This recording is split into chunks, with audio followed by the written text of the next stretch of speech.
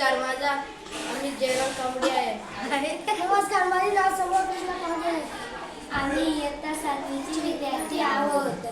आम्ही स्वदेशी या विषयावर बोलणार आहोत. स्वदेशी म्हणजे आपल्या देशातील तयार झालेल्या वस्तूंचा वापर करणे आणि देशी वस्तूंवर अवलंबून न राहणे.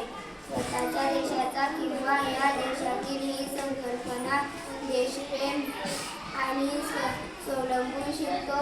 महात्मा गांधींनी स्वदेशी चळवळ सुरू करून लोकांना भारतीय वस्तू वापरण्याचे आवाहन केले.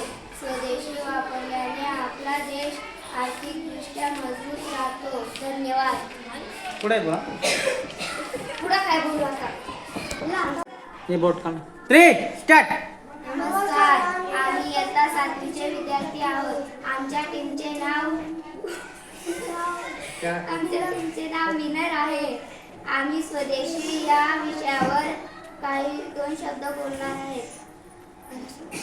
स्वदेशी म्हणजे आपल्या देशात तयार झालेल्या वस्तूंचा वापर करणे आणि परदेशी वस्तूंवर अवलंबून न राहणे. स्वतःच्या देशाचा किंवा आपल्या देशातील ही संकल्पना देशप्रेम आणि स्वावलंबून शिकतो. महात्मा गांधींनी स्वदेशी चळवळ सुरू करून लोकांना भारतीय वस्तू वापरण्याचे आवाहन केले. स्वदेशी वापरल्याने आपला देश आर्थिकदृष्ट्या मजबूत राहतो. धन्यवाद. झाला. आम्ही इयत्ता 7वीचे विद्यार्थी आहोत. आमच्या टीमचे नाव विनर आहे. आम्ही आमच्या भाषणाला सुरुवात करतो. स्वदेशी म्हणजे आपल्या देशात तयार झालेल्या वस्तूंचा वापर करणे आणि परदेशी वस्तूंवर अवलंबून न राहणे. स्वतःच्या देशाचा किंवा आपल्या देशातील ही संकल्पना स्वदेशी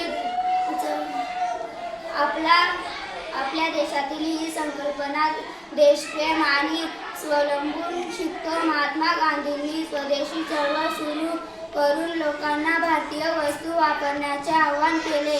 स्वदेशी वापरल्याने आपला देश आर्थिकदृष्ट्या मजबूत राहतो. धन्यवाद. एक मिनिट.